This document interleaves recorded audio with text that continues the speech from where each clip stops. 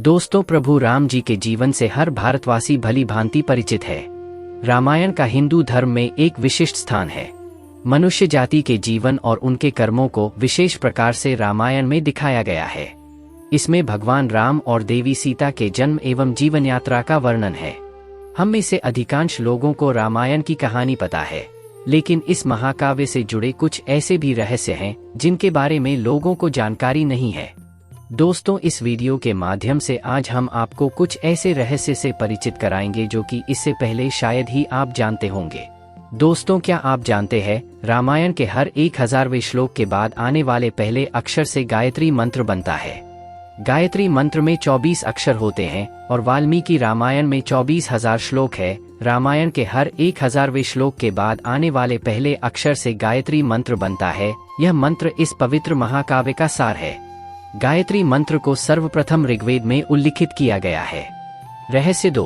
प्रभु राम और उनके भाइयों के अलावा राजा दशरथ एक पुत्री के भी पिता थे। दोस्तों, श्री राम के माता पिता एवं भाइयों के बारे में तो प्रायः सभी जानते हैं, लेकिन बहुत कम लोगों को यह मालूम है कि प्रभु राम की एक बहन भी थी जिनका नाम शांता था। वे आयु में चारों भाइयों से काफी बड़ी थीं। उनकी माता कौशल्या थी। ऐसी मान्यता है कि एक बार अंगदेश के राजा रोमपद और उनकी रानी वर्षिणी अयोध्या आए। उनको कोई संतान नहीं थी। बातचीत के दौरान राजा दशरथ को जब यह बात मालूम हुई तो उन्होंने कहा, मैं अपनी बेटी शांता आपको संतान के रूप में दूंगा। यह सुनकर रोमपद और वर्षिणी बहुत खुश हुए। उन्होंने बहुत स्नेह से उसका पालन पोषण किया और माता पिता के सभी कर्तव्य निभाए। एक दिन राजा रोमपद अपनी पुत्री से बातें कर रहे थे। उसी समय द्वार पर एक ब्राह्मण आए और उन्होंने राजा से प्रार्थना की कि वर्षा के दिनों में वे खेतों की जुताई में राज दरबार की ओर से मदद प्रदान करें। राजा को यह सुनाई नहीं दिया और वे पुत्री के साथ बातचीत में व्यस्त रहे। द्वार पर आए नागरिक की याचना न सुनने से ब्राह्मण को दुख हुआ और वे राजा रोमपद का राज्य छोड़कर चले गए। वह ब्राह्मण इंद्र के भक्त थे। अपने भक्त की ऐसी अनदेखी पर इंद्रदेव राजा रोमपद पर क्रुद्ध हुए और उन्होंने उनके राज्य में पर्याप्त वर्षा नहीं की। इससे खेतों में खड़ी फसलें मुरझाने लगी। इस संकट की घड़ी में राजा रोमपद ऋषिशृंग ऋषि के पास गए और उनसे उपाय पूछा। ऋषि ने बताया कि वे इंद्रदेव को प्रसन्न करने के लिए यज्ञ करें। ऋषि ने यज्ञ किया और खेत खलिहान पानी से भर गए। इसके बाद ऋषिशृंग ऋषि का विवाह शांता से हो गया। रहस्य 3। राम विष्णु के अवतार हैं, लेकिन उनके अन्य भाई किसके अवतार थे? दोस्तों, जैसा कि हम सब जानते हैं कि हमारे प्रभु श्री राम जगत पालक श्री हरि विष्णु के अवतार है, लेकिन आपको पता है कि उनके अन्य भाई किसके अवतार थे? लक्ष्मण को शेषनाग का अवतार माना जाता है, जो क्षीरसागर में भगवान विष्णु का आसन है, जबकि भरत और शत्रुघ्न को क्रमशः भगवान विष्णु द्वारा हाथों में धारण किए गए सुदर्शन चक्र और शंखशैल का अवतार माना जाता है। रहस्य 4। क्या था माता सीता जी के स्वयंवर का कारण? दोस्तों, आपको बता दें कि एक बार बालकपन की आयु में खेल खेल में उन्होंने महादेव द्वारा प्रदान किए गए पिनाका नामक धनुष को उठा लिया था। यह देखकर राजा जनक ने यह तय कर लिया था कि वह अपनी पुत्री सीता का विवाह ऐसे वीर से करवाएंगे जो इस शिव धनुष को भी मेरी पुत्री की तरह आसानी से उठा सके। यही कारण माता सीता के स्वयंवर में यही शर्त रखी गई, और जो उस शिव धनुष को उठा पाया उसी ने सीता से विवाह भी किया। और जैसा कि आप सभी जानते हैं कि भगवान राम ने ही उस शिव धनुष को उठाकर माता सीता से विवाह किया था। रहस्य 5। रावण भी पहुंचा था सीता स्वयंवर में। दोस्तों, जैसा कि हम सब जानते हैं कि माता सीता से विवाह करने हेतु कई राजा महाराजाओं ने शिव जी द्वारा दिए गए धनुष पिनाका पर प्रत्यंचा चढ़ाने की कोशिश की थी, परंतु कोई भी सफल नहीं रहा था। आपको बता दें कि माता सीता के उस स्वयंवर में लंकापति रावण भी पहुंचा था। रानी मंदोदरी के द्वारा रोके जाने के बावजूद रावण सीता माँ से विवाह करने की कामना मन में लिए स्वयंवर में गया था, परंतु बाकी राजा महाराजाओं की तरह वह भी शिव धनुष उठाने में कामयाब न हो सका। रहस्य 6। लक्ष्मण को गुदाकेश के नाम से भी जाना जाता है।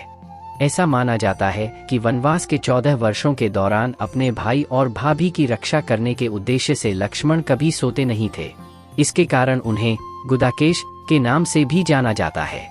वनवास की पहली रात को जब राम और सीता सो रहे थे तो निद्रा देवी लक्ष्मण के सामने प्रकट हुईं। उस समय लक्ष्मण ने निद्रा देवी से अनुरोध किया कि उन्हें ऐसा वरदान दें कि वनवास के 14 वर्षों के दौरान उन्हें नींद न आए और वह अपने प्रिय भाई और भाभी की रक्षा कर सके। निद्रा देवी इस बात पर प्रसन्न होकर बोली कि अगर कोई तुम्हारे बदले 14 वर्षों तक सोए तो तुम्हें यह वरदान प्राप्त हो सकता है। इसके बाद लक्ष्मण की सलाह पर निद्रा देवी लक्ष्मण की पत्नी और सीता की बहन उर्मिला के पास पहुंची। उर्मिला ने लक्ष्मण के बदले सोना स्वीकार कर लिया और पूरे 14 वर्षों तक सोती रही। रहस्य 7। बाली और सुग्रीव के युद्ध के समय कही गई थी श्री कृष्ण की मृत्यु की बात। जैसा कि हम सब जानते हैं कि रामायण काल में राजा सुग्रीव और बाली का युद्ध हुआ था, जिसमें भगवान राम ने पेड़ के पीछे छुपकर बाली का वध किया था। दोस्तों, बाली की मृत्यु के उपरांत जब उनकी पत्नी तारा को यह पता चला कि राम द्वारा उनके पति की मृत्यु हुई है, तो क्रोधवश उन्होंने भगवान राम को यह श्राप दिया था कि जैसे मेरे पति की मृत्यु बाण लगने की वजह से हुई है, वैसे ही अगले जन्म में आपकी मृत्यु भी बाण लगने की वजह से होगी। और दोस्तों, हम सब जानते हैं कि महाभारत काल के दौरान भगवान श्री कृष्ण की मृत्यु भी शिकारी के बाण लगने की वजह से ही हुई थी। रहस्य 8। उस जंगल का नाम जहां राम, लक्ष्मण और सीता वनवास के दौरान रुके थे। दोस्तों, रामायण महाकाव्य की कहानी के बारे में हम सभी जानते हैं कि राम और सीता लक्ष्मण के साथ 14 वर्षों के लिए वनवास गए थे और राक्षसों के राजा रावण को हराकर वापस अपने राज्य लौटे थे।